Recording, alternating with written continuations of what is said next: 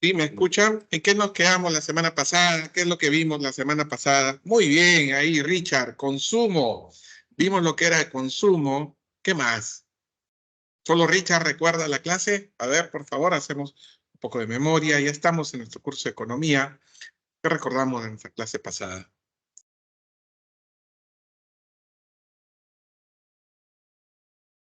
Muy bien, ahí Richard dice, además vimos temas de dinero. Erika, el sector público, muy bien, el sector público.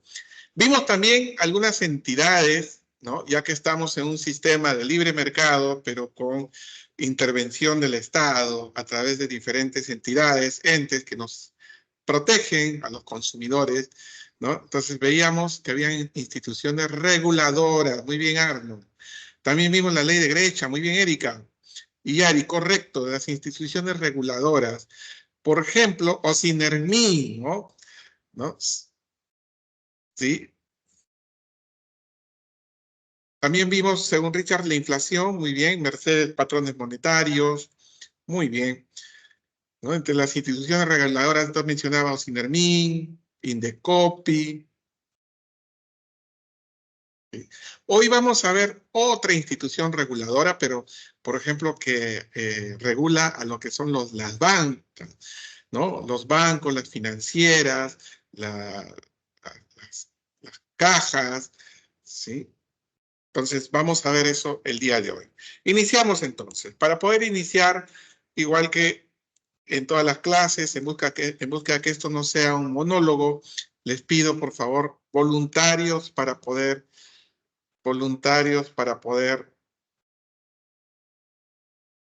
dar lectura al PDF. Ahí les pido, por favor, voluntarios para dar lectura al PDF. Estamos en la página 161 del manual, 161. Voluntarios, por favor.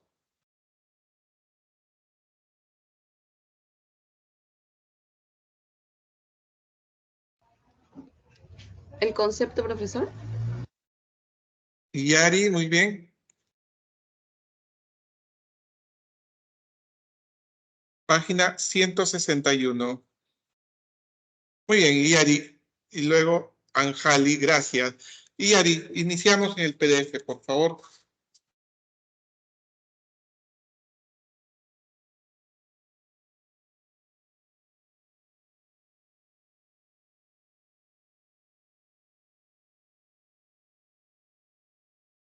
Sistema financiero. Iniciamos con el PDF, por favor, Yari.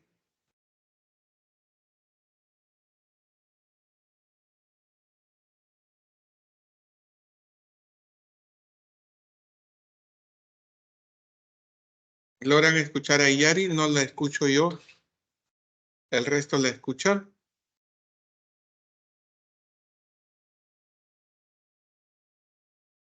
No se escucha. No, yo no la escucho. ¿El resto la escuchan a Yari?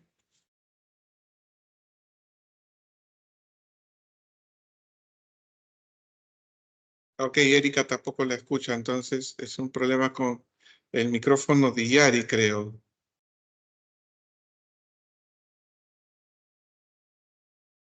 Luego seguirían Jali y Alejandra.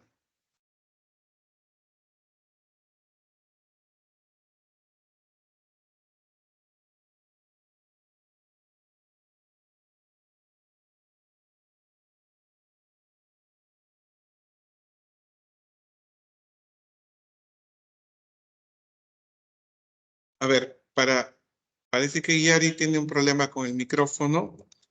No la estamos escuchando. Mientras ella soluciona, Anjali entonces, luego Alejandra. Gracias, Yari, igual por el intento. Anjali y luego Alejandra. Vamos, Anjali. Profesor, ¿el concepto? Sistema El financiero, ¿no? PDF, sí, sistema financiero, el PDF, estamos en la página 161. Sí.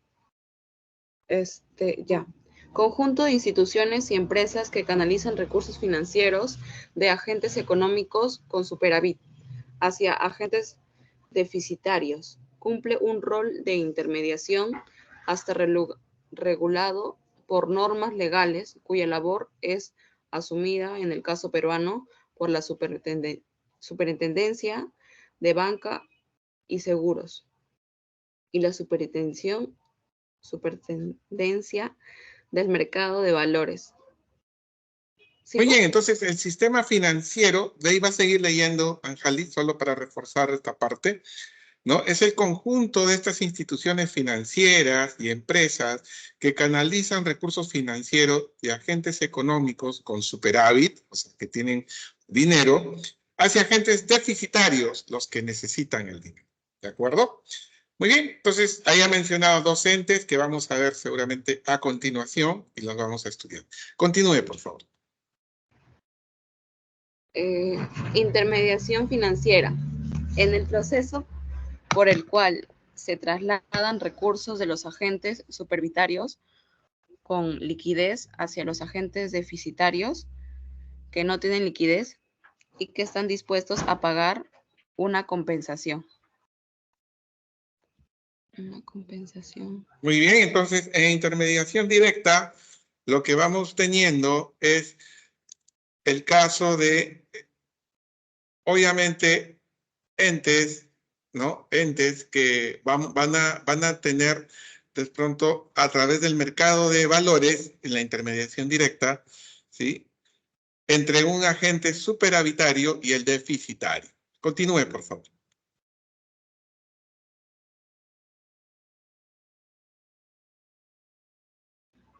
Un momento, profesor.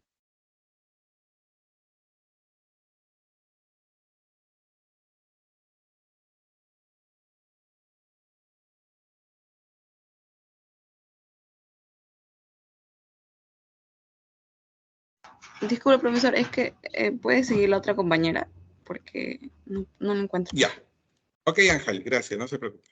Alejandra, continuamos, por favor.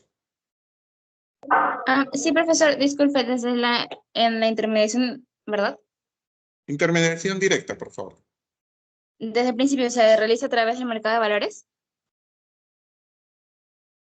Intermediación directa, mercado de valores. Ok. Intermediación directa se realiza a través del mercado de valores. En esta intermediación hay una interacción directa entre el agente superavitario y el deficitario, siendo el primero el que asume el riesgo de las operaciones. En la intermediación directa, las transacciones se realizan con los títulos de valores, acciones y bonos. Se pueden generar ganancias o pérdidas.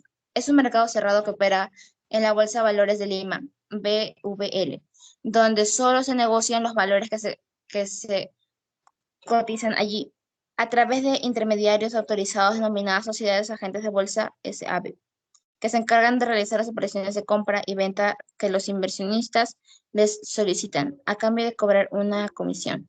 El registro y adjudicación de los títulos valores se realiza por medio electrónico a través de la Caja de Valores y Liquidaciones CAVALI.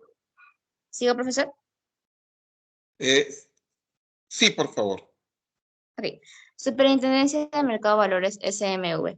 Es el organismo técnico especializado adscrito al Ministerio de Economía y Finanzas que tiene por finalidad velar por la protección de los inversionistas, la eficiencia y transparencia de los mercados bajo su supervisión, la correcta formación de precios y la difusión de toda la información necesaria para tales propósitos. Sus funciones son dictar y supervisar el cumplimiento de las normas legales que regulan el mercado de valores, mercado de productos y sistema de fondos colectivos por parte de las personas naturales y jurídicas que participan en dichos mercados. Muy bien. Muy bien, entonces, en este caso, lo que tenemos es ya la intermediación financiera que estamos desarrollando. En primer lugar, estamos viendo lo que es la intermediación directa, que se realiza a través del mercado de valores, ¿de acuerdo? Se realiza a través del mercado de valores, que hay una interacción directa entre el agente superavitario, que puede ser inversionistas, como la AFP, compañía de seguro, fondos mutuos familia, ¿sí?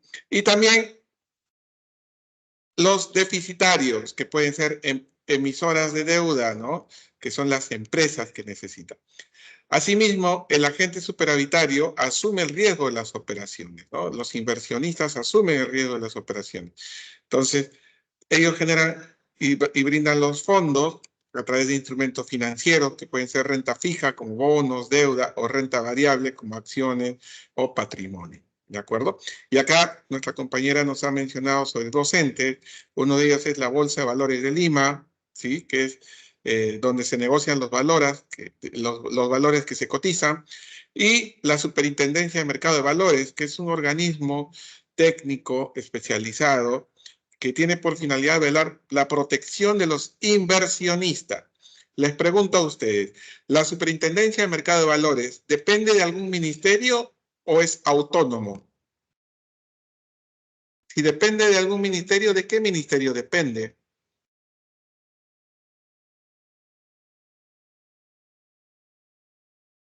Ya tengo 60 alumnos conectados y están atentos. Es importante, ya es la penúltima clase, una clase más y acabamos ya la economía. Muy bien, Anthony. Depende del Ministerio de Economía y Finanzas. Muy bien, muy bien. Perfecto también para Iyari. Muy bien. Entonces, Alejandra, continuamos, por favor. Acá vemos, obviamente, existe mucha información sobre la Bolsa de Valores, sobre la superintendencia también. Mm, Sí, profesor. Sigo, ¿verdad? Con la intermediación indirecta. Sí, un segundito, por favor.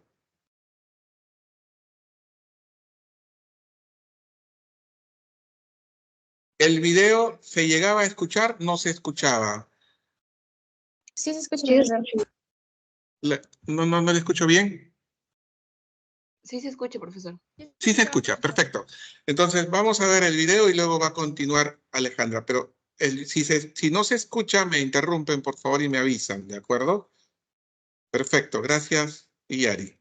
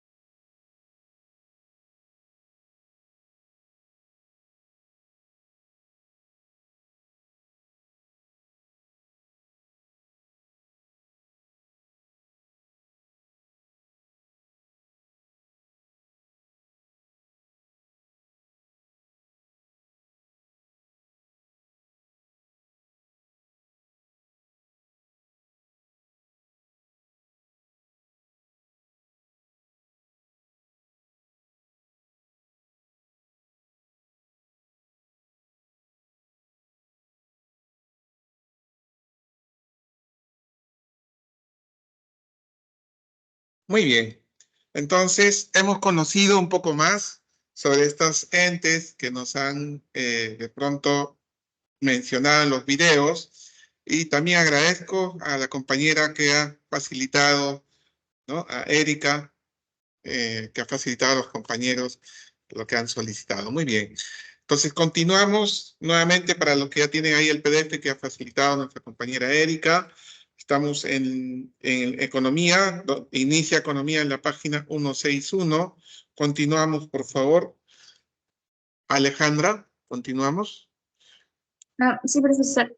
Intermediación indirecta. Es un proceso en el que las instituciones financieras como los bancos, las, las cajas municipales, las cajas rurales, las financieras, las cooperativas, entre otros, se encargan de conseguir recursos de los agentes superavitarios, ahorros en personas o empresas, y canalizarlos a los agentes deficitarios, personas o empresas que necesitan el financiamiento. En otras palabras, estas instituciones financieras actúan como intermediarios entre los ahorradores y los prestatarios y obtienen una ganancia por los servicios que prestan. ¿Sí, sigo, profesor? Va a seguir luego de la explicación que ahora vamos a hacer reforzando la lectura. Muy bien, entonces ya vimos lo que era intermediación directa, ¿sí? A través del mercado de valores. Ahora vamos a ver la intermediación indirecta, donde están seguramente bancos como las que conocemos, BCP, Interbank, Continental, Scotiabank, entre otros bancos, caja, como la Caja Huancayo, ¿no? Financieras, cooperativas, entre otros, ¿de acuerdo? Entre otros. Bien, ahora sí continúe, por favor. Eh, Sí, profesor. La Superintendencia de Bancas, Seguros y AFP, SBS. Organismo constitucional autónomo encargado de supervisar a los agentes financieros que, que captan dinero del público. Su función es fomentar el ahorro, por lo que debe garantizarlo, ya que este es el creador de créditos. Muy bien, entonces acá estamos viendo otro ente que Este justamente la clase pasada control veíamos. incluye cooperativas. Sí, mencionaba que vamos a ver otro ente que en la clase pasada, ¿sí? Veíamos que necesitábamos ver definitivamente en un sistema de modelo mixto entes que regulen el mercado. Nuestra compañera justamente nos está leyendo la Superintendencia de Banca y Seguros de AFP. Continúe, por favor.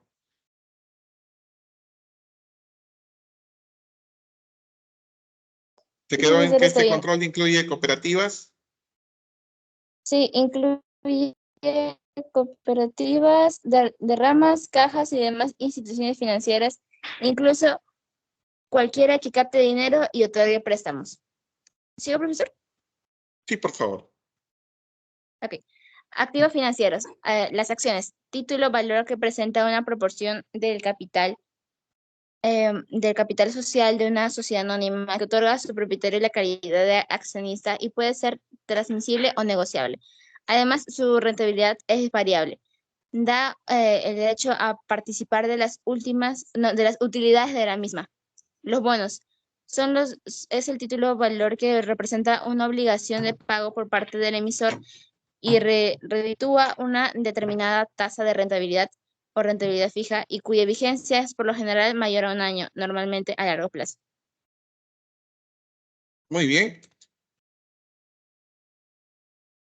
Entonces, tenemos acá lo que es la SBS, que como mencionaba, la clase pasada veíamos entidades que regulan. ¿Y a quién regula, quién supervisa, por ejemplo, a estos bancos, a las financieras? La SBS. Ahora vamos a conocer un poco más sobre la SBS y escuchamos.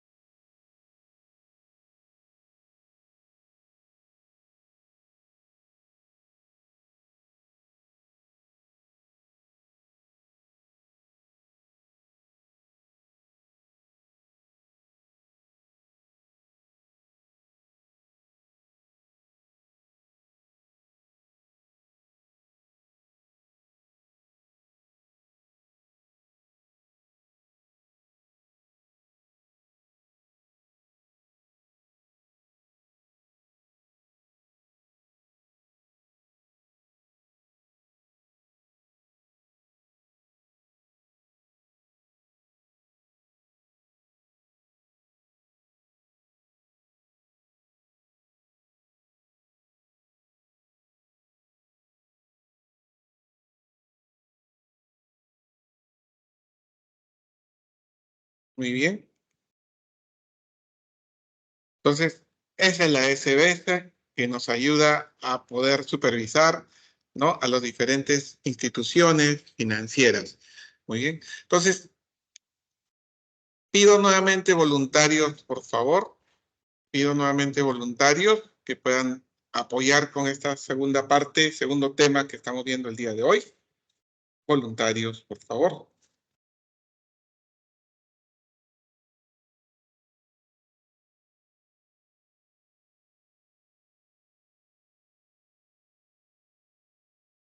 Yasmín, una voluntaria. ¿Quién más, por favor? Vamos a ver en qué consiste el crédito.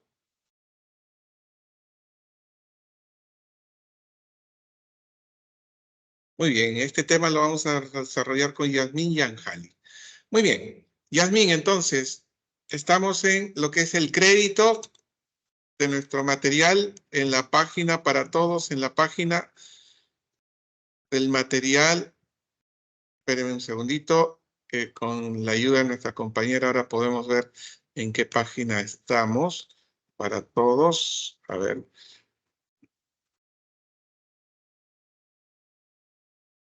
El crédito está en la página 163. 163. Muy bien. Continuamos, por favor.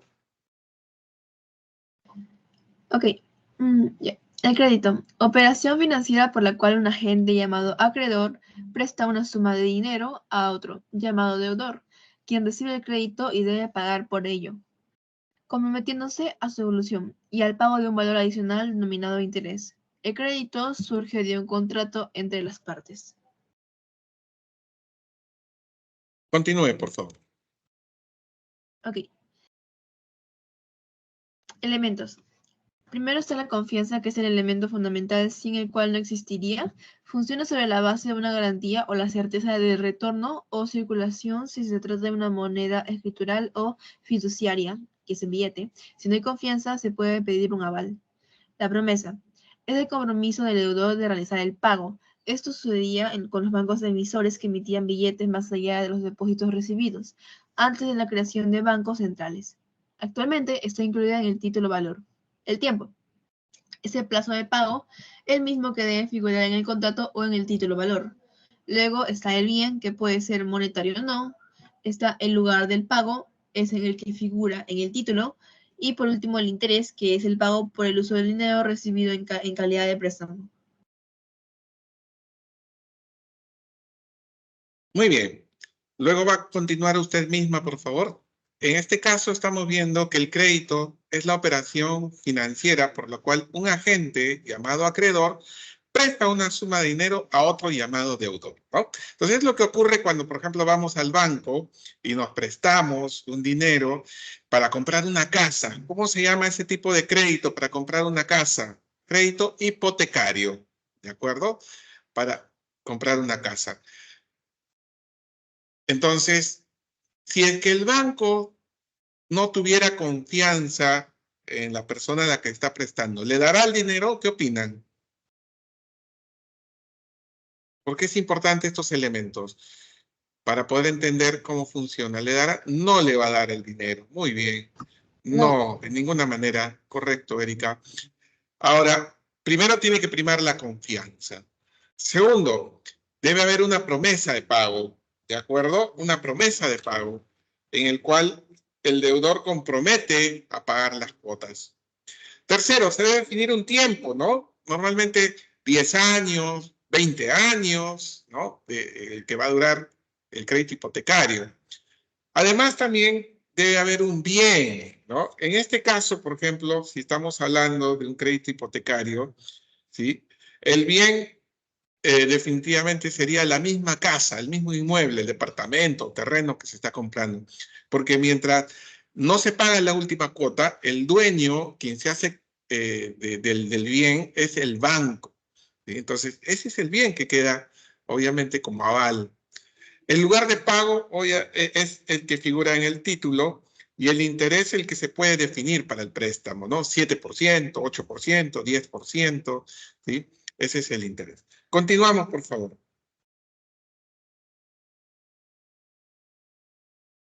Claro. sería la importancia. Importancia del crédito. Recompensa para el propietario del capital. Según la teoría neoclásica, el consumo diferido se hace con la esperanza de alcanzar un mayor consumo futuro.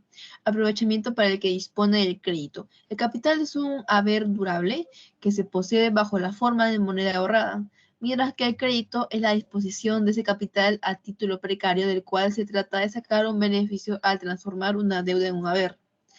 Y por último, el desarrollo del sistema financiero. Los capitales inactivos, mientras que no se puedan usar en la propia empresa, se colocan en los bancos y estos los prestan a los que necesitan para obtener un beneficio de la diferencia entre la tasa activa y la tasa pasiva. Muy bien, esa es la importancia del crédito entonces. La recompensa para el propietario del capital, el aprovechamiento para el que dispone del crédito para poder desarrollarse y el desarrollo del sistema financiero. ¿De acuerdo? Muy bien. Entonces, vamos con nuestra siguiente compañera, que era Anjali. Clases de crédito. Anjali.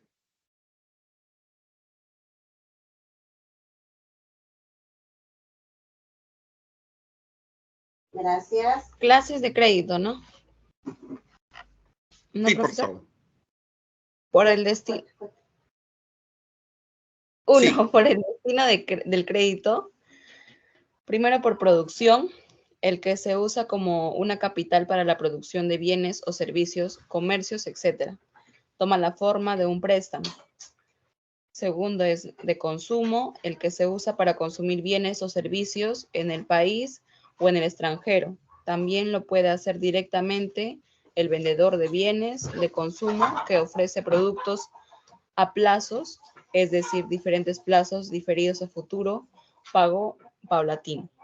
Muy bien, va a seguir leyendo luego de la explicación complementaria de la lectura, ¿no? Entonces, por destino del crédito tenemos dos clases, de producción y de consumo, ¿de acuerdo? El de producción, como bien ha leído nuestra compañera, se usa como capital para producir bienes y servicios, ¿sí? Por ejemplo, una máquina, ¿sí? que nos permita producir nuestros productos, ¿no? Y un mismo bien puede ser de producción o de consumo, de acuerdo al uso que se le pueda dar. Entonces, por ejemplo, si yo compro un auto para poder trasladar a mi familia, trasladarme yo, ¿será un bien de producción o de consumo ese crédito? ¿Qué opinan?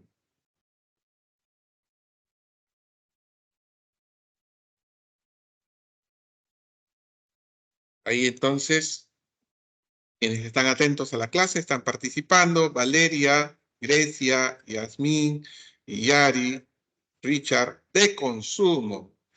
Muy bien. María de los Ángeles, Mercedes, Sijara, muy bien, muy bien. Entonces, de consumo, pero el mismo auto, si yo lo compro para alquilarlo, para que se haga taxi, ¿será un bien de producción o de consumo?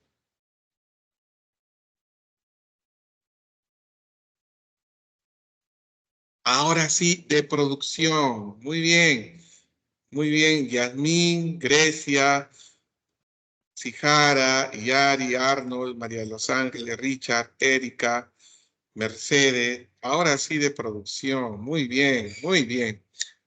Vamos a ver entonces, nuestra compañera continúa leyendo ahora por fuentes de crédito.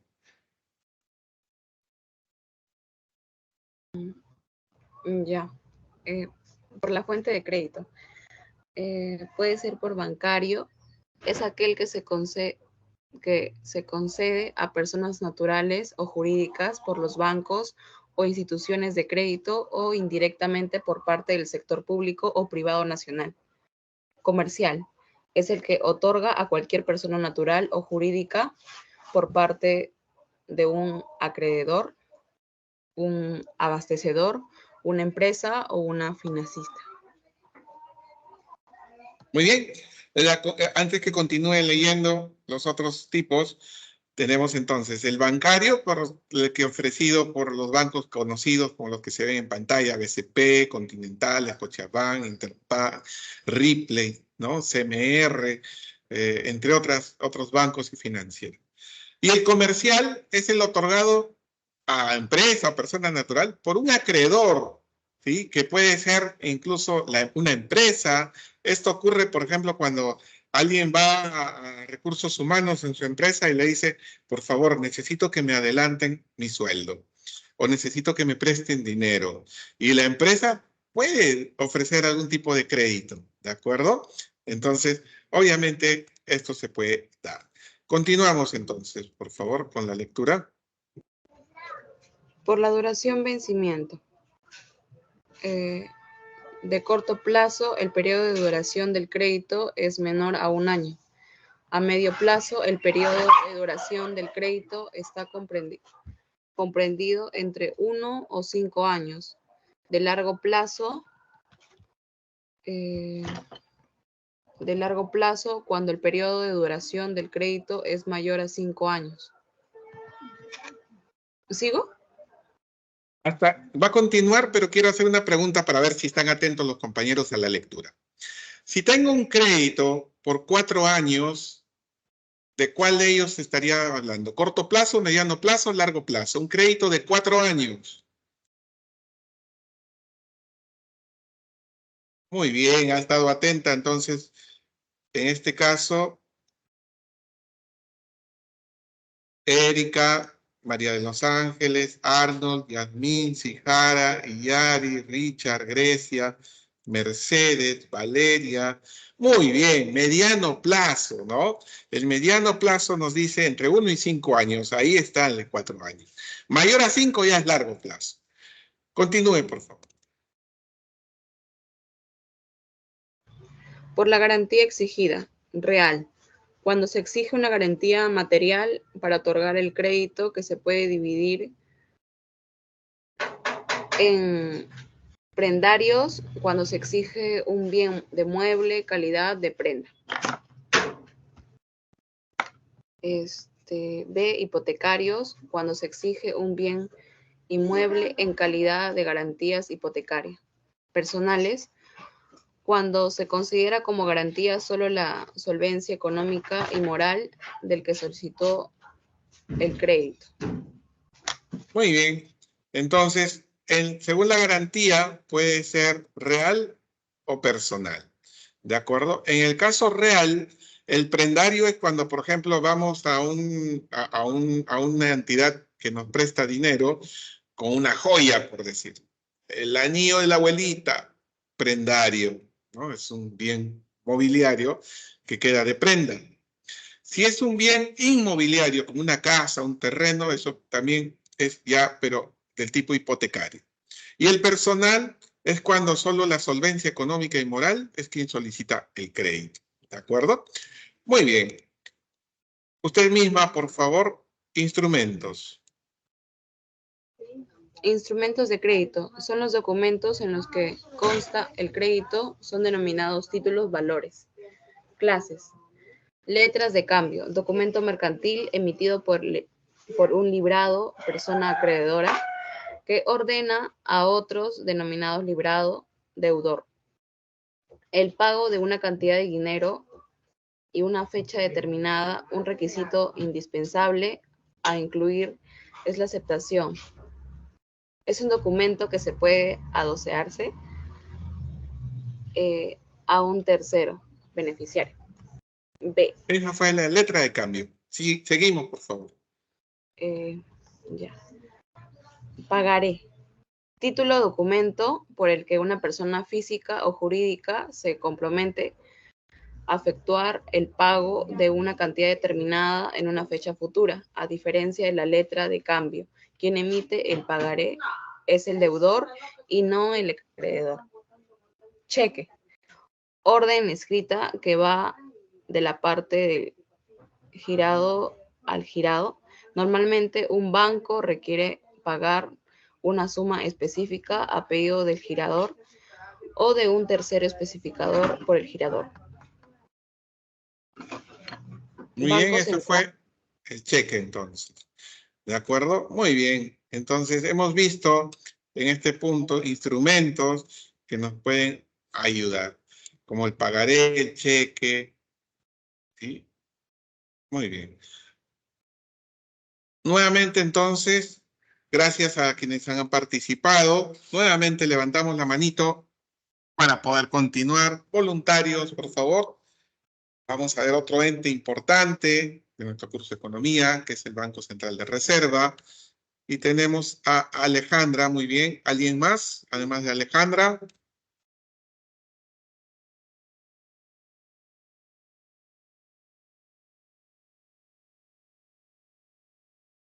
Muy bien, vamos Alejandra, con usted.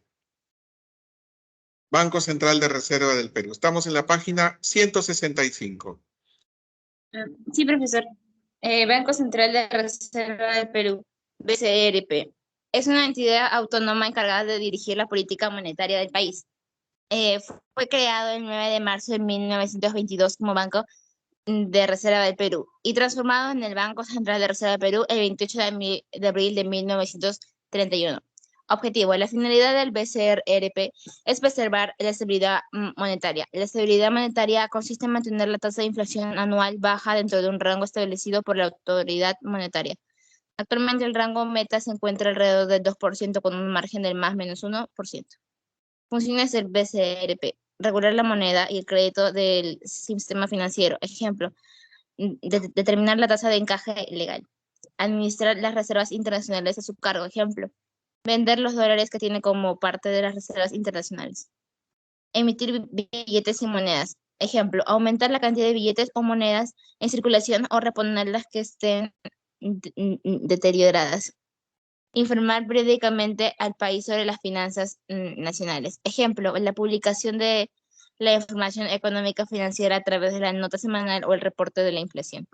Instrumentos de la política monetaria. Antes de continuar con instrumentos, acá un simple refuerzo. Estamos hablando de un ente que es parte del Ministerio de Economía o es autónomo. ¿Qué opinan?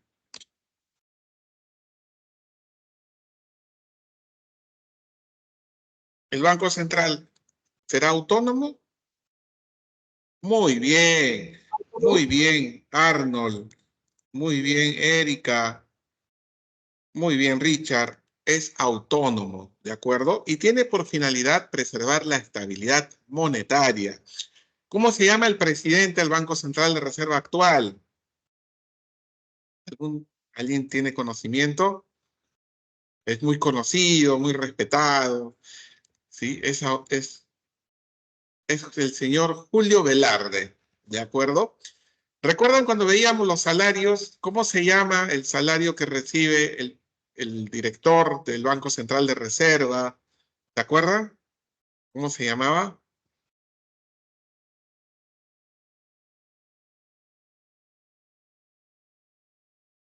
¿Dietas? Dieta, muy bien. El emolumento era para el presidente, por si acaso Valeria, Yasmín, para Dina, ¿no? En este caso es para el director del Banco Central de Reserva, para el director del Banco de la Nación, entonces es la dieta. Muy bien, Richard y Arnold. ¿Queda claro, Yasmín, Valeria? Recordando un poco lo que hemos visto en la clase pasada. ¿Queda claro, Yasmín, Valeria? Muy bien. Y las funciones de este Banco Central de Reserva es regular la moneda, el crédito del sistema financiero, administrar las reservas internacionales a su cargo, emitir billetes y moneda, e informar periódicamente sobre las finanzas nacionales. ¿Sí? Y seguimos, por favor, ya para terminar este punto, instrumentos de política monetaria. Instrumentos de política monetaria. La tasa de encaje legal en la proporción del total de depósitos que los bancos deben tener como reserva en su caja y en el BCRP con la finalidad de atender retiros imprevistos. La tasa de interés de referencia. Es la tasa de interés del BCRP fija con la finalidad de establecer una referencia para las operaciones interbancarias, la cual influye sobre las tasas de interés comerciales. Y por último, la intervención en el mercado cambiario. La autoridad monetaria participa en el mercado de dólares para evitar aumentos o disminuciones bruscas del tipo de cambio. Muy bien, entonces esos son los instrumentos de la política monetaria: la tasa de encaje legal, la tasa de interés de referencia y la intervención del mercado cambiario. Ahora vamos a entrar ¿sí? Vamos a dar la parte preliminar de lo que es el tributario, ¿sí? Es un tema importante. Y acá les pregunto, ¿sí? ¿Recuerdan cuando veíamos que los factores reciben una retribución? En este caso, el factor Estado, ¿qué tipo de retribución recibía tanto de las familias como de las empresas? ¿Cómo se llamaba esa retribución? Los tributos, muy bien Richard, muy bien Valeria, los tributos, ¿de acuerdo? Los tributos. Ahora entonces vamos a comenzar a ver, muy bien ahí también Yasmín, Mercedes, Arnold, Guillari, Erika, muy bien. Vamos a comenzar a ver todo lo relacionado a los tributos en el sistema tributario, ¿de acuerdo? Sistema tributario, que es el conjunto de instituciones, normas y principios que sirven de instrumento para la transferencia de recursos de las personas y empresas hacia el Estado, con el objeto de sufragar el gasto público. Y tiene tres elementos: la política tributaria, que es el conjunto de medidas que se aplican para orientar y dirigir el sistema tributario de recaudación, el cual es diseñado por el Ministerio de Economía y Finanzas. Asimismo, las normas tributarias, que es el conjunto de disposiciones legales a través de las cuales se regula la aplicación de medidas de carácter tributario. Entre otras tenemos, por ejemplo, el Código Tributario y la Ley del Impuesto a la Renta. Por último, tenemos lo que es la administración tributaria, que es conformada por el conjunto de instituciones encargadas de la recaudación de los tributos, por entes públicos recaudadores como el gobierno central y los gobiernos locales. Por el lado del gobierno central tenemos a la SUNAT y de los locales a los municipios, ¿de acuerdo? A los municipios. Muy bien.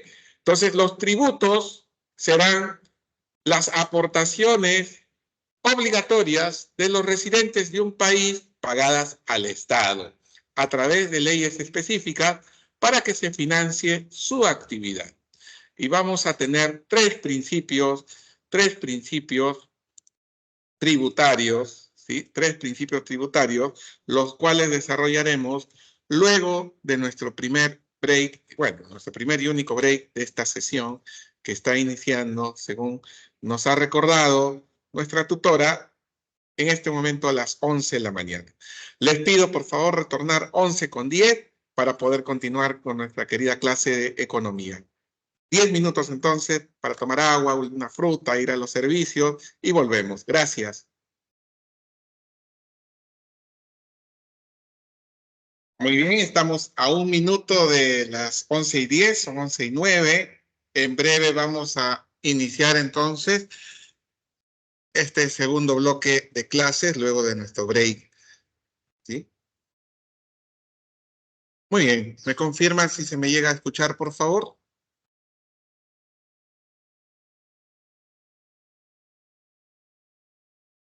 ¿Me confirman si se llega a escuchar?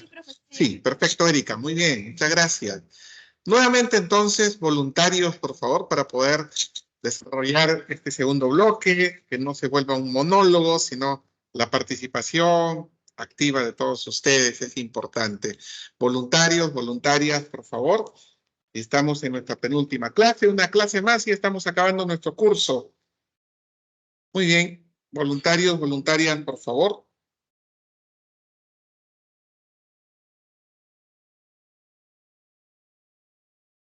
Vamos a continuar con el tema principios tributarios, que se encuentra en nuestro material en la página 166, en la parte final.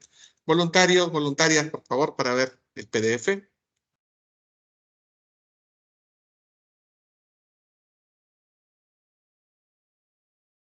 Muy bien, Arnold, muchas gracias. ¿Alguien más? Vamos a desarrollar esta parte con Arnold. Y necesito a alguien más que lo apoye, por favor. Muy bien, Yasmín. Muy bien, Arnold, principios tributarios. Profesor, ¿se me escucha bien?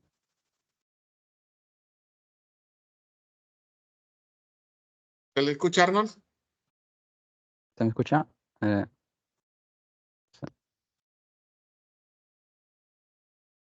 principios tributarios. Profesor, ¿se me escucha? Ahora se le escucha. Ya. Está bien. Principios tributarios. Por legalidad. Establece que los tributos deben ser creados mediante una ley o norma con rango de ley, que debe ser clara y precisa. No confiscatoriedad. Los tributos no deben ser tan elevados que impidan el libre ejercicio de los derechos y libertades fundamentales, ni tampoco se conviertan en una carga excesiva para los contribuyentes. Y por capacidad contributiva, establece que los tributos deben ser proporcionales a la capacidad económica de los contribuyentes. A mayores ingresos, mayor carga tributaria y viceversa. ¿Continúo?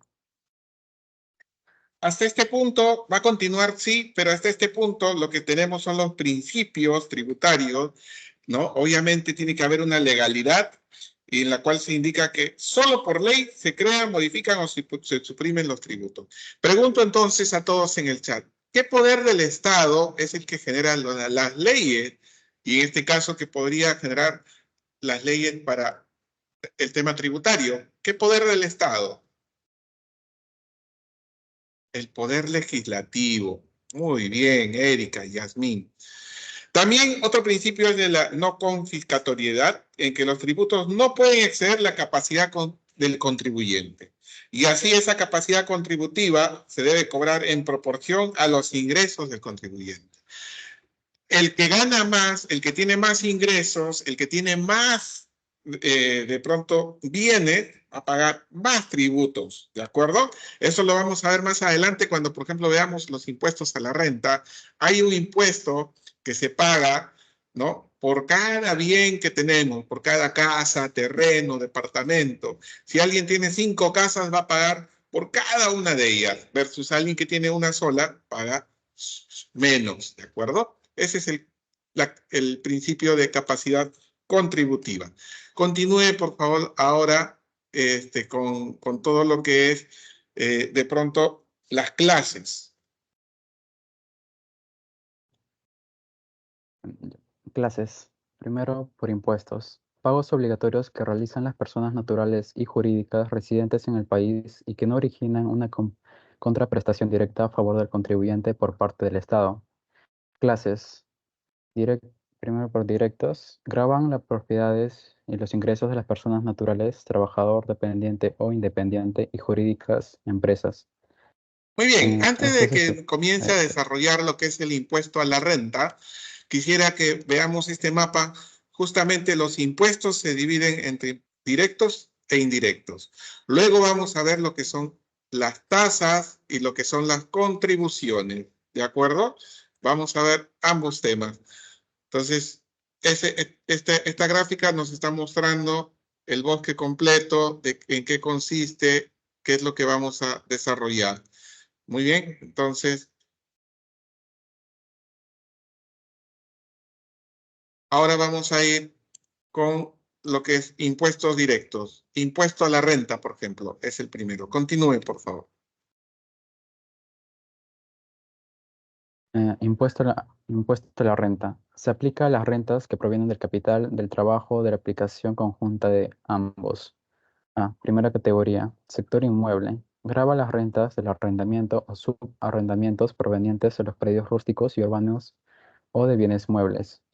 B, segunda categoría, sector financiero y ventas de inmuebles. Grava los intereses por colocación de capitales, regalías, patentes, rentas vitalicias. C, tercera categoría. Grava las rentas provenientes de las actividades comerciales, industriales, servicios o negocios. D, cuarta categoría. Grava los ingresos de los trabajadores independientes o por el ejercicio individual de cualquier profesión, ciencia, arte u oficio. Y por último, E, quinta categoría. Grava los ingresos de los trabajadores dependientes obtenidos por el trabajo personal prestado en relación de dependencia. Muy bien. Eh, Entonces, voy a colocar yo en el chat de pronto algunos casos y ustedes me van a decir para cuál de ellos aplica. Primera, segunda, tercera, cuarta o quinta categoría. Muy bien. Entonces voy a poner acá, por ejemplo.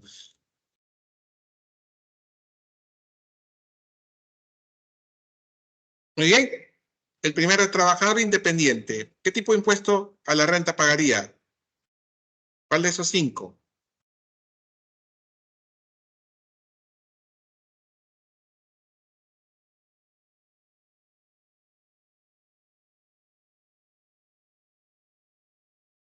Muy bien, Erika, Richard, Mirela, Arnold.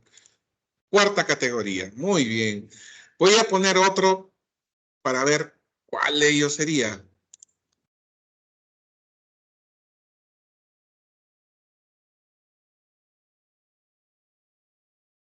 Trabajador dependiente.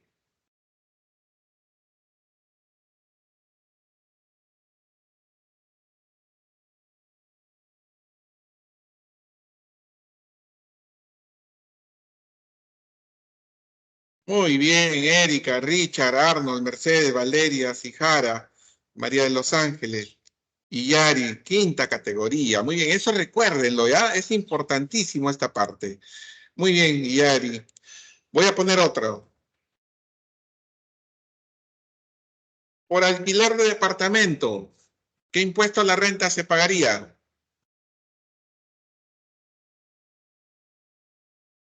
Si yo alquilo mi departamento, tengo que pagar un impuesto a la renta. ¿Accionista de empresa? No. Esa es segunda categoría, es de accionista de la empresa. Muy bien, Sijara, Yari, Mercedes, Yasmín, Richard, Valeria, la primera categoría. ¿Queda claro, Erika, Arnold? ¿Queda claro? Erika, Arnold. Muy bien, Erika. Arnold, ¿queda claro?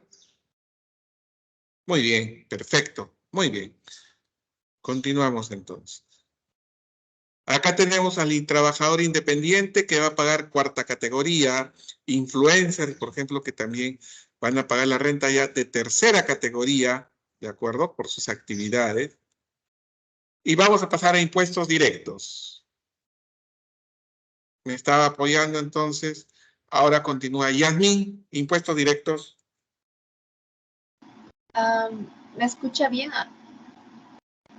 ¿Sí se le escucha? Ok. Impuestos directos. Ya pasamos de impuesto a la renta, ahora impuesto predial.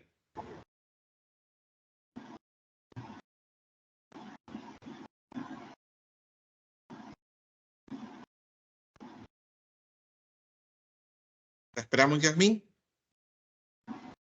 Ok. El impuesto predial sería el tributo de periodicidad anual que grava el valor de los predios urbanos y rústicos.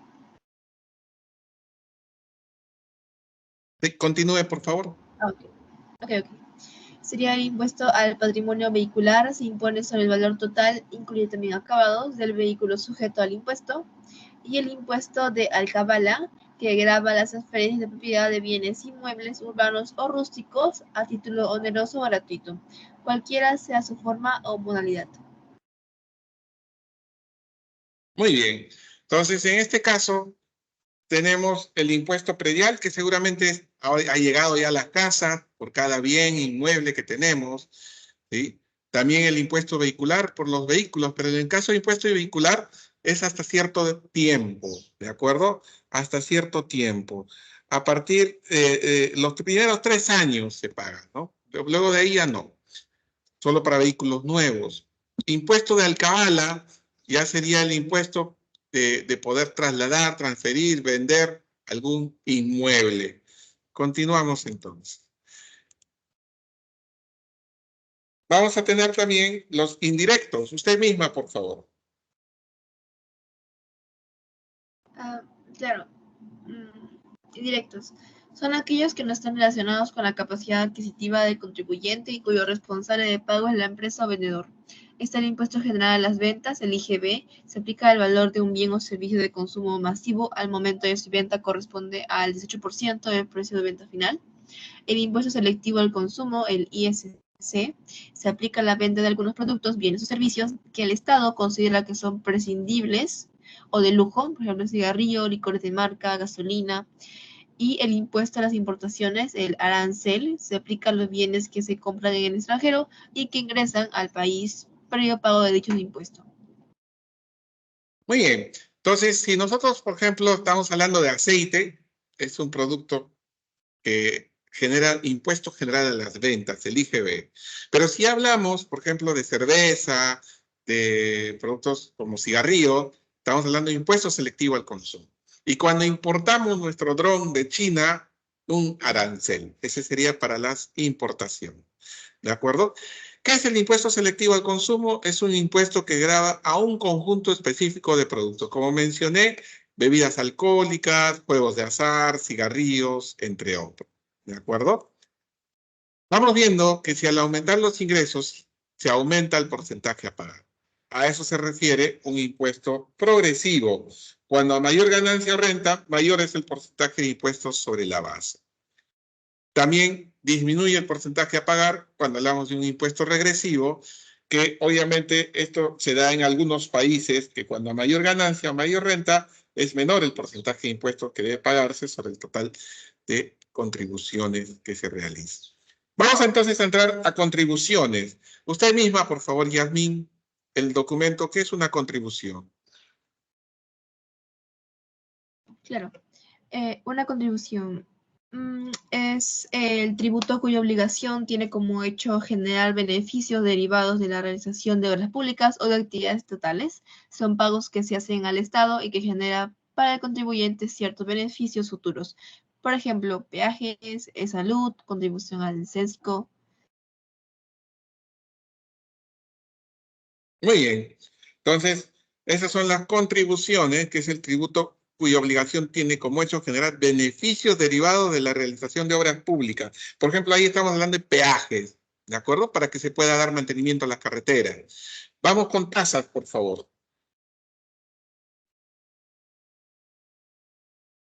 Tasas. ¿Yasmín? Sí. Es el tributo cuya obligación tiene como hecho generar la prestación efectiva del Estado de un servicio público individualizado en el contribuyente. Por ejemplo, el pago por partida de nacimiento, de matrimonio y para postular a una universidad pública.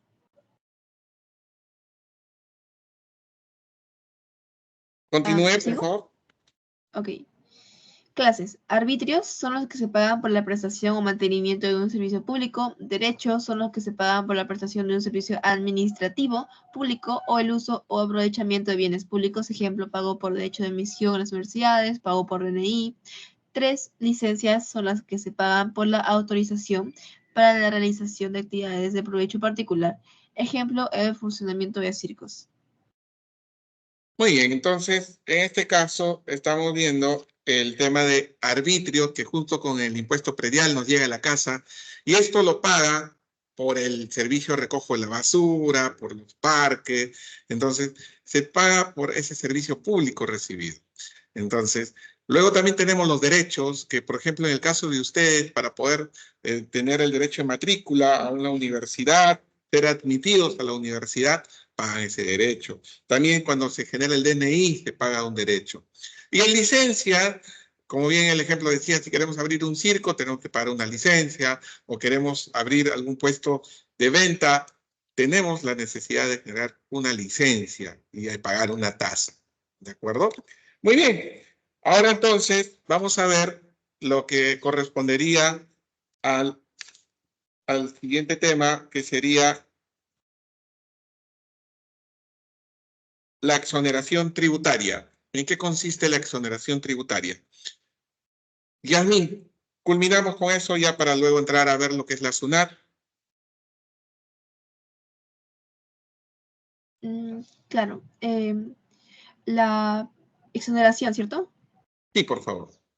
Ok, es la exclusión o la dispensa legal de la obligación tributaria, establecida por razones de orden público, económico o social.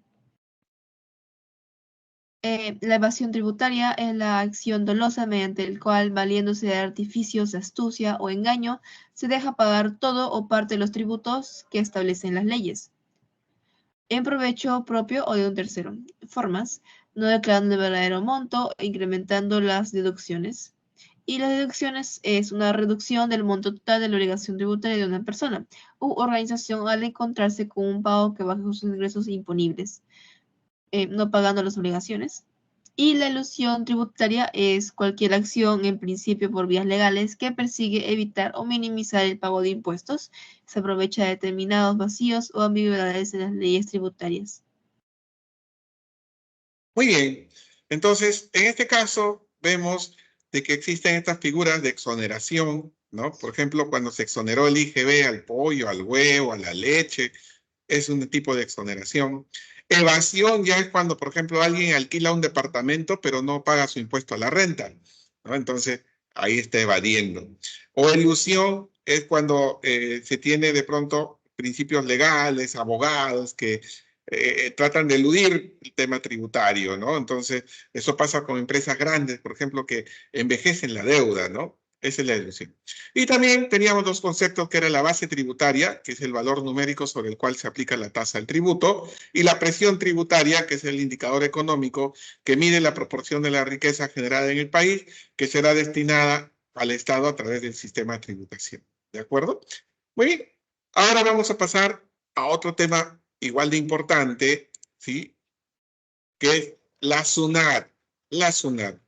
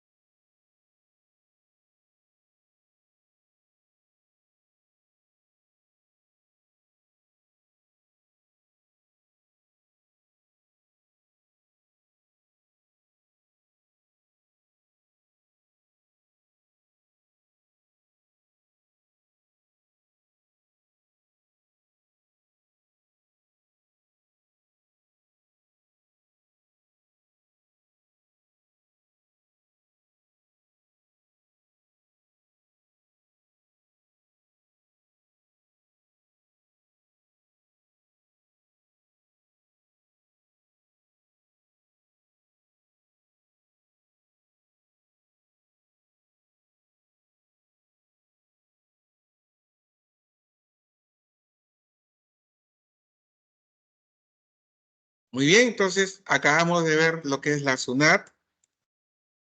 Y ahí, voluntario, voluntaria, por favor, para poder continuar.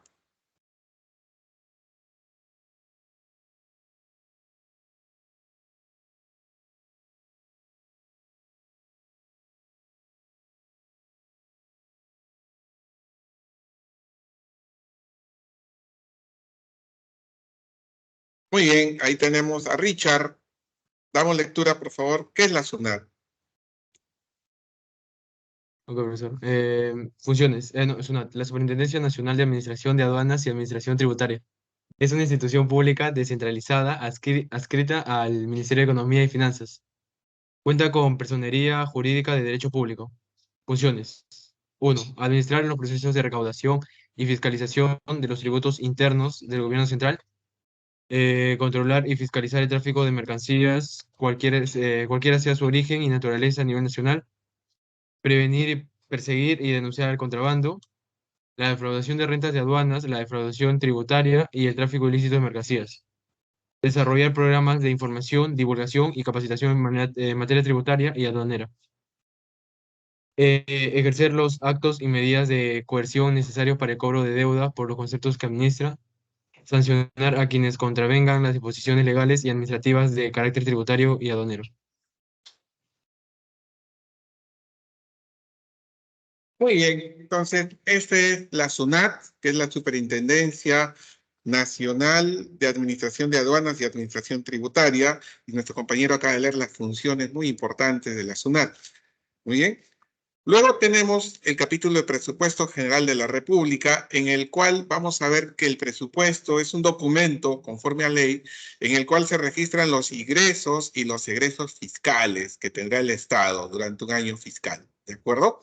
Vamos a tener ingresos que pueden ser corrientes, si es que está conformado por el aporte de personas naturales a través del tributo que justamente hemos visto con impuestos, contribuciones o tasas, o no tributario a través de rentas, multas, por ejemplo, sanciones, moras y recargos, ¿no? Cuando nosotros, por ejemplo, nos ponen una multa, ¿a dónde se va ese dinero? Es un ingreso para el país también.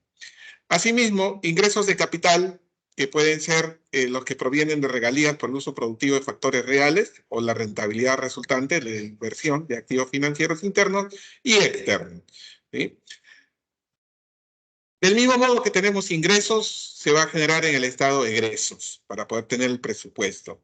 Y en los egresos lo que tenemos es gastos corrientes, que son los referidos a los pagos por concepto de remuneraciones, por ejemplo, de los que trabajan en el Estado, ¿sí? También vamos a tener gastos de capital, que son gastos de inversión pública, infraestructura, como carreteras, colegios, hospitales, y los servicios de la deuda, que considera las operaciones de la administración de pasivos, tales como canjes de deuda antigua, ¿de acuerdo? Entonces, ingresos y egresos que nos permite tener un presupuesto de la República. ¿Cómo se formula el presupuesto de la República? Obviamente a través de todos los contribuyentes, pagamos los impuestos, ¿sí? Después se analizan los ingresos son distribuidos, y acá es importante el presupuesto público que se puede tener, ya que permite conocer en qué se usan los ingresos provenientes del pago de impuestos, tasas y operaciones de endeudamiento, ¿no? Entonces, eso es con respecto al presupuesto. También tenemos el tema de la deuda pública. Entonces, voluntarios, voluntarias, por favor, para esta parte de nuestro curso, deuda pública. ¿En qué consiste la deuda pública? Voluntarios, voluntarias.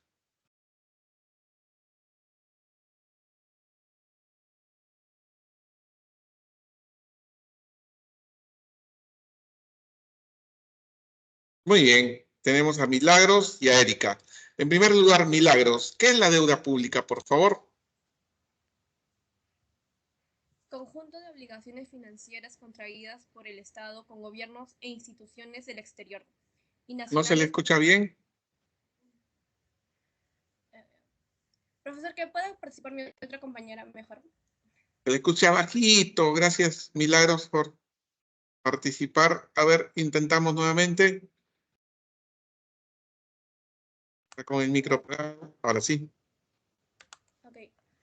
Conjunto de obligaciones financieras contraídas por el Estado con gobiernos e instituciones del exterior y nacionales, públicas o privadas. La deuda pública total está constituida por la deuda pública interna y la deuda pública externa. Renegociación y refinanciación. ¿Sigo, profe? Sí, por favor. Renegociación y refinanciación. Es la operación financiera mediante el cual se solicita al alrededor financiero la modificación de los periodos del pago y de la tasa de interés. La refinanciación es el acuerdo al que llegan los acreedores financieros y los países deudores, por el cual se pactan reducciones, nuevas deudas para el pago y nuevos plazos. Muy bien. Usted misma, por favor, entonces vamos a entrar a lo que es comercio internacional. Damos lectura, por favor. Es el intercambio de bienes y servicios entre residentes de diferentes países. Causas: diferencias entre las condiciones de producción. Los países no se autoabastecen. Costos diferenciados, diferencias de gustos y preferencias.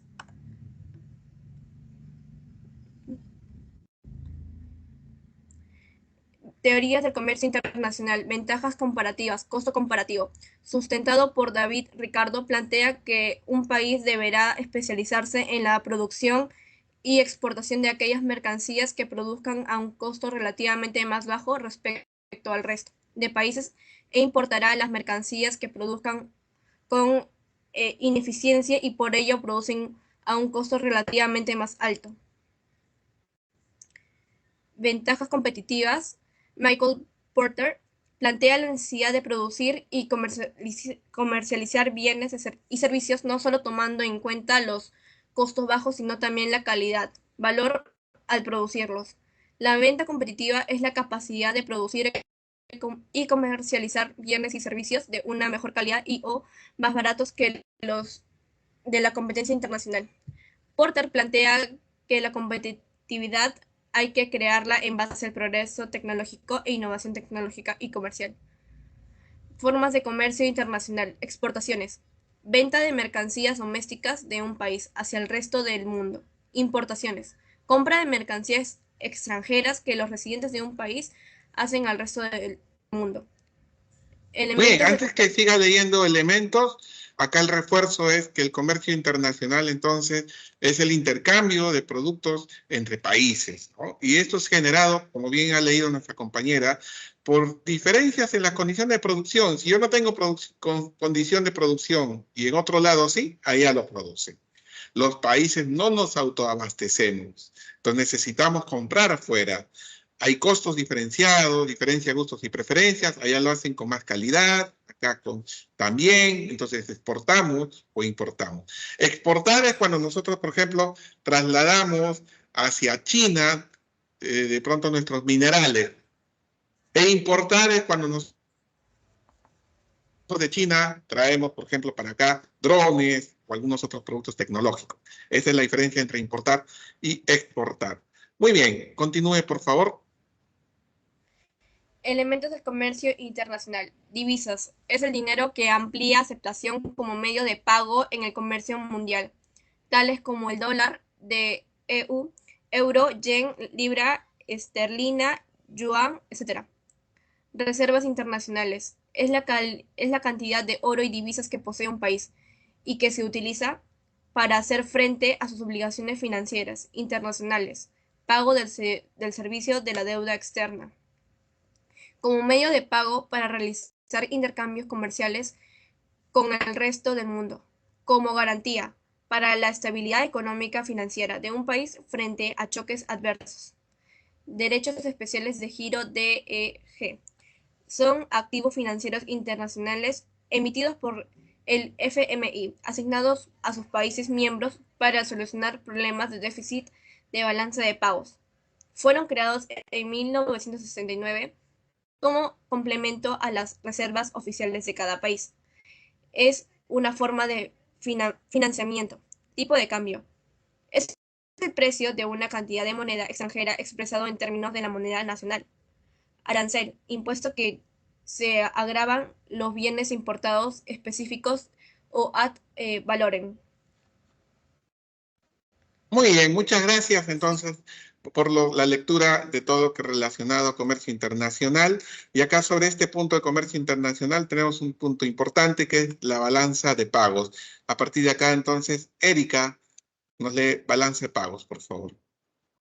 Es el registro de las transacciones económicas entre una economía y el resto del mundo. Esas transacciones se refieren al movimiento de bienes y servicios, flujos financieros y a las transferencias. Para medir las transacciones se utiliza el enfoque de residencia. Así, la balanza de pagos, BP, registra las transacciones entre los residentes y los no residentes de un país. Estructura. El registro de las operaciones económicas se rige el principio de la partida doble de contabilidad, activo igual al pasivo, con lo cual un ingreso, crédito, tiene su contrapartida en otra cuenta como una salida, débito. Así, por ejemplo, en el caso de la obtención de un préstamo externo realizada a través de un banco local, este flujo de ingreso va emparetando con un aumento en el pasivo del sistema financiero. Continúe, por favor. Balanza de cuenta corriente. Registra las transacciones monetarias de bienes, servicios, rentas y transferencias entre un país y el resto del mundo. Comprende las subbalanzas. La balanza comercial, bienes. Registra el ingreso y salida de divisas generado por las operaciones de compra y o venta de bienes al extranjero y que pasan por las aduanas. En el Perú, entre los productos más representativos tenemos exportaciones, venta de bienes al extranjero que genera ingreso de divisas tradicionales, productos mineros como el cobre, oro, zinc, plomo, molibdeno, hierro, en productos agrícolas el azúcar, café, cacao y por otro lado la harina de pescado. Los no tradicionales, bienes con mayor valor agregado e impacto en el empleo como uvas frescas, arándanos, paltas, espárragos, mangos. Importaciones, compra de bienes del extranjero que genera salida de divisas. Insumos químicos como el combustible, soya, maíz y trigo, bienes de capital como maquinarias de construcción, computadoras portátiles, celulares, bienes de consumo, medicamentos, cosméticos, ropa, calzado. Con esta información podemos construir el saldo comercial o balanza comercial, que es un indicador que puede tener tres resultados. Balanza de servicios, formado por un grupo heterogéneo de servicios o comercio de intangibles con el resto del mundo, dentro del cual encontramos transacciones relacionadas con los rubros, transportes, viajes, comunicaciones, seguros, reaseguros y otros servicios. Balanza de renta de factores, ingreso primario.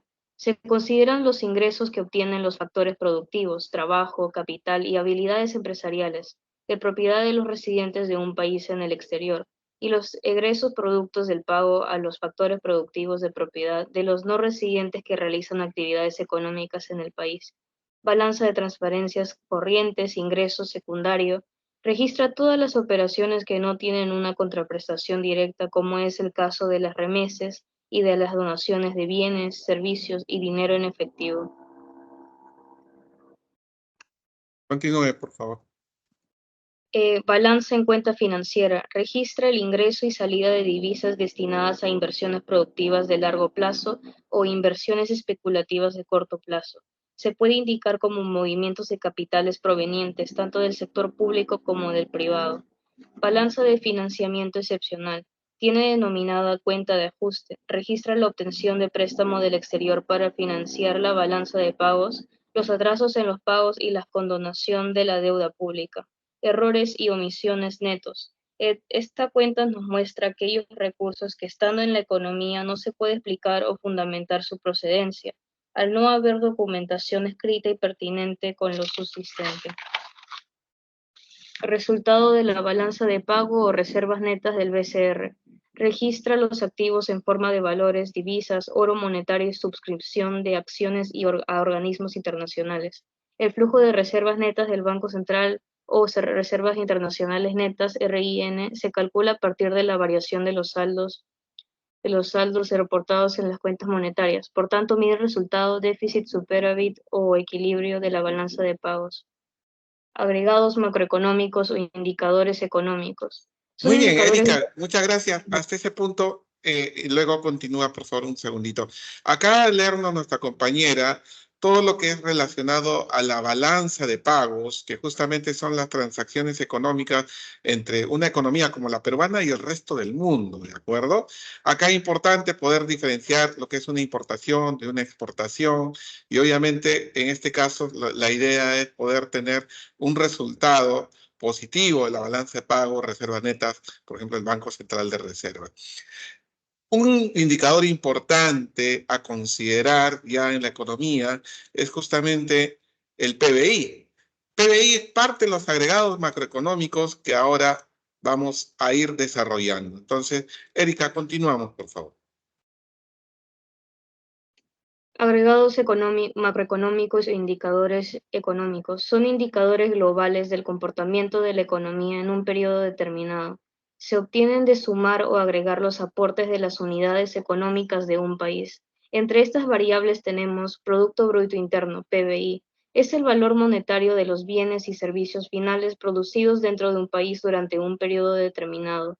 Incluye, por lo tanto, la producción generada por los nacionales y los extranjeros residentes en el país. No incluye las adquisiciones de bienes producidos en el periodo anterior. Se puede calcular a través de los siguientes métodos. Según el método de gasto, PBI es igual a costo más gasto más ingreso más exportaciones menos las importaciones. El PBI es la suma de todos los gastos realizados para la compra de bienes o servicios finales producidos dentro de una economía. Es decir, se excluyen las compras de bienes o servicios intermedios y también los bienes o servicios importados. Muy bien, gracias por la lectura. Entonces, tenemos dos modos de poder calcular el Producto Bruto Interno, ¿de acuerdo? Uno es según el método del gasto, que acaba de leer nuestra compañera, donde ahí tenemos, por ejemplo, C en nuestra fórmula, es el consumo de la familia, y es el que mayor porcentaje tiene de lo que es el PBI, lo que consumimos nosotros, la familia. G es lo que consume el gobierno, que es el gasto de gobierno en bienes de consumo, y es la inversión bruta interna. X, las exportaciones, hasta ahí todas esas se suman, como se puede ir viendo en esta fórmula, Y finalmente restamos lo que son las importaciones, ¿de acuerdo? Va a haber otro método, que es el método del ingreso, ¿de acuerdo? El método del ingreso. Para terminar con usted, Erika, por favor, método del ingreso. Según el método del ingreso, el PIB es la suma de los ingresos de los asalariados, las ganancias de las empresas y los impuestos menos las subvenciones. La diferencia entre el valor de la producción de una empresa y el de los bienes intermedios tiene uno de los tres destinos siguientes. Los trabajadores en forma de renta del trabajo, las empresas en forma de beneficios o el Estado en forma de impuestos indirectos como el IGB. PBI igual a R más EB más IM más LPM. Muy bien. Entonces, esa es la otra manera de calcular el Producto Bruto Interno. Y tenemos otros indicadores, que es el Producto Nacional Bruto. Muchas gracias, Erika, por la lectura. Sí, hasta ahí. Entonces, con usted y su apoyo, muchas gracias. Tenemos otros indicadores como el Producto Nacional Bruto, ¿de acuerdo? Que es el valor de la actividad económica de los nacionales de un país sin considerar si se genera dentro o fuera del territorio del país. Es idéntico al ingreso nacional. Entonces, el Producto Nacional Bruto no es más que el PBI más el saldo neto de factores en el exterior. También tenemos lo que es el Producto Nacional Neto, que es la diferencia entre el Producto Nacional Bruto y la depreciación, que es producto del desgaste en la maquinaria, las instalaciones. Nosotros podemos tener una máquina, se va desgastando año a año, esa es la depreciación. Restamos y ahí vamos a tener el Producto Nacional Neto. Asimismo, es importante que conozcamos los diferentes ciclos económicos, que son fluctuaciones recurrentes en las actividades económicas. Y tenemos diferentes fases. Una de ellas es la expansión o recuperación, también conocida, que es una fase caracterizada por la expansión de la producción, la demanda de bienes y servicios, asimismo el empleo. Otra fase, la cima o el auge, que es esta fase donde aumentamos, luego de expandirnos, y estamos en auge, que es la recuperación en general en todos los sectores de la economía. Hay empleo y no existen recursos ociosos, se encarece la mano de obra y la materia prima por la demanda de producción, los precios aumentan por el aumento de la demanda del mercado. Hemos estado nosotros mucho tiempo en expansión y auge y lamentablemente hemos pasado como país a la recesión, que es una fase caracterizada por la contracción de la producción total y la demanda interna, se reduce el empleo, la demanda interna y otras actividades. También la inestabilidad del auge inicia esta recesión, se frena la inversión, muchas empresas dejan de ser rentables, los salarios se mantienen algún tiempo y luego bajan, el desempleo afecta el consumo y la producción de bienes y es el final de la recesión al llegar al punto inferior que esperemos no llegar como país, que es la de fondo o depreciación, que es el punto más bajo en el que puede encontrarse una economía al final de la fase recesiva, ¿no? Entonces nosotros hemos pasado por recuperación, expansión, auge, hemos entrado a recesión y esperamos no llegar a esta depresión, ¿de acuerdo? Muy bien, esos son los ciclos económicos.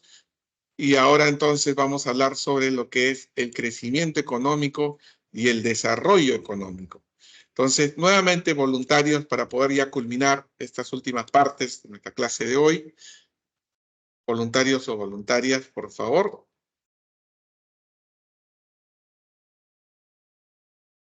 Pero no sé, mierda. Está dulce, no me gusta. Hoy, el audio. ¿Quién activó su audio ahí?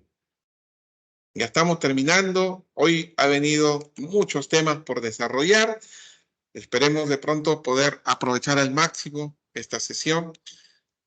No tenemos voluntarios. Bueno, vamos a continuar entonces con crecimiento y desarrollo económico. El crecimiento económico es la situación de aumento del nivel de producción de bienes y servicios de una economía en un periodo determinado.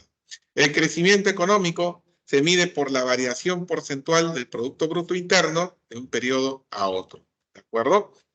Entonces, esto nos lleva al desarrollo económico, que es el proceso por el cual una economía logra modernizar su estructura productiva luego de aplicar reformas a su estructura productiva en base a innovación tecnológica e incremento de la productividad de sus factores, logrando el crecimiento económico esperado y una estabilidad que se traduce en una mejora de la calidad de vida de la población. ¿Bien? Entonces, hay dos tipos de indicadores del desarrollo. Uno de ellos es el PBI real per cápita y el otro es el índice de desarrollo humano. El PBI real per cápita es el indicador que resulta de dividir el valor del PBI entre la población de un país, ¿no? Si bien podemos dividir de pronto, por ejemplo, en el Perú, ¿sí? El PBI total entre ¿cuánto será la población del país? Los leo ahí en el chat, por favor. ¿Cuántos seremos en el Perú? ¿Cuál es la población total del Perú? Los leo en el chat.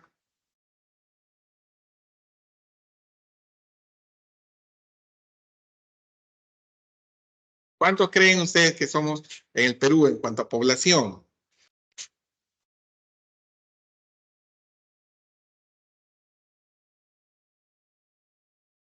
¿30 millones?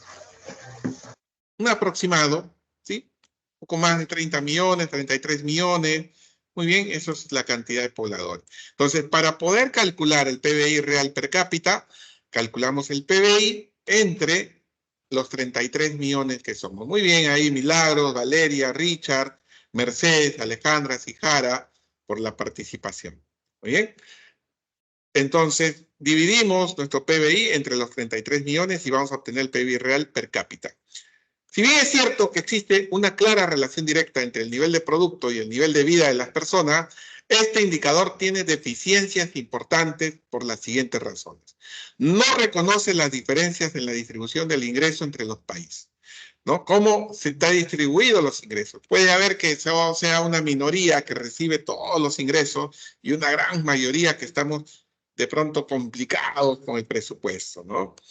También otro tema es que tiende a subestimar el nivel de vida de la población en sociedades agrícolas, en que la producción para el autoconsumo es una parte importante del total producido, ¿no? Entonces, esto puede ocurrir cuando, por ejemplo, estamos en una zona agrícola en la cual estas personas lo que producen lo consumen, entonces se pierde dentro del PBI, ¿de acuerdo?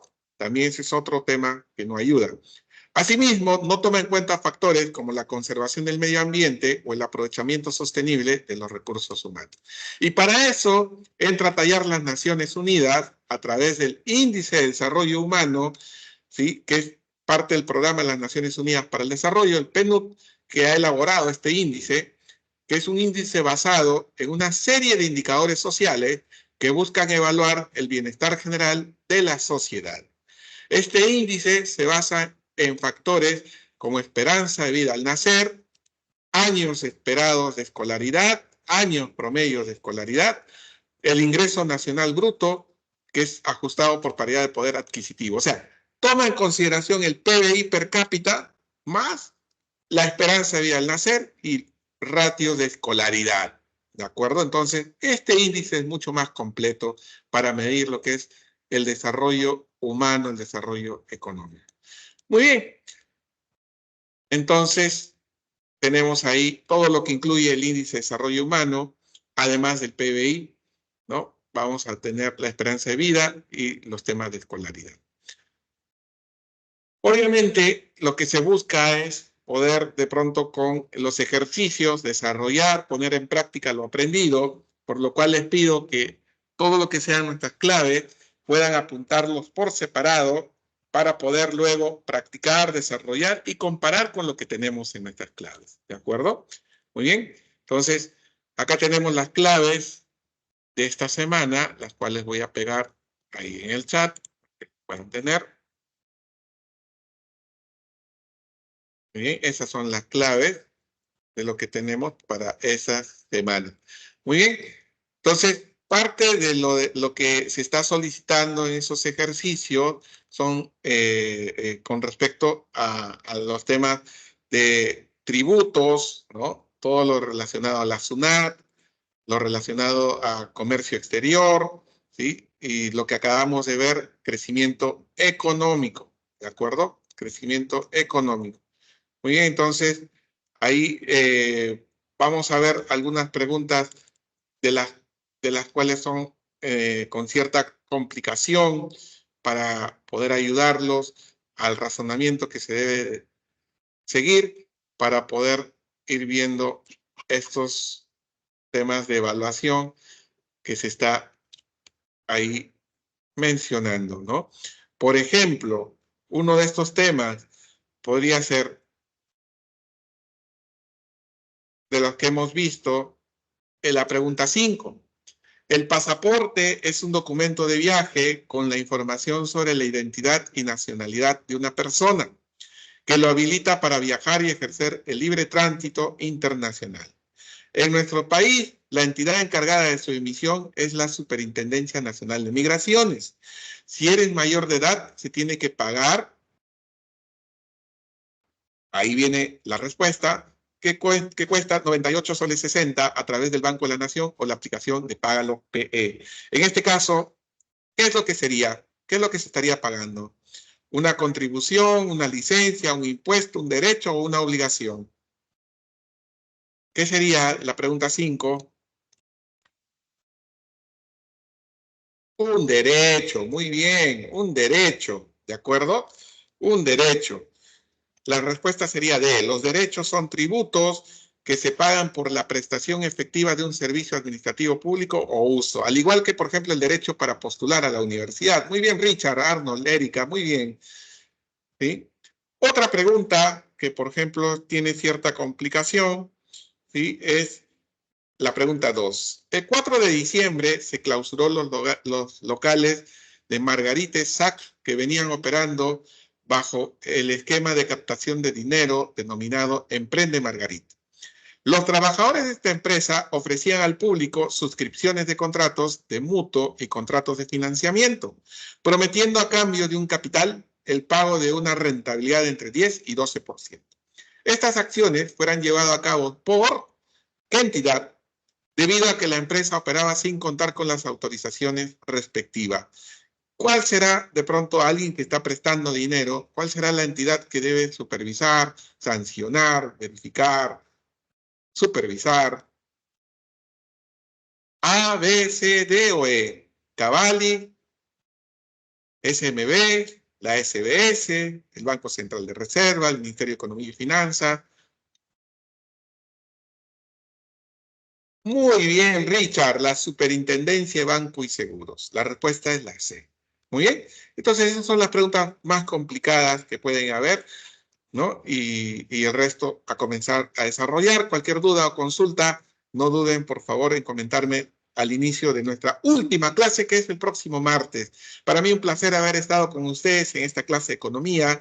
Hoy ha sido una clase bastante compleja por la cantidad de información que hemos trabajado durante la sesión. Agradezco a los que han participado. Que tengan muy buenas tardes. Excelente semana. Gracias a ustedes. Gracias, Ijara. Muchas gracias. Hasta la próxima. Gracias, Richard. Gracias, Arnold. Gracias, Mercedes. Gracias, Erika. Muchas gracias. Siendo las 12 en punto, entonces damos por finalizada la sesión. Gracias, Alejandra.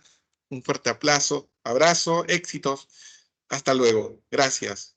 Gracias.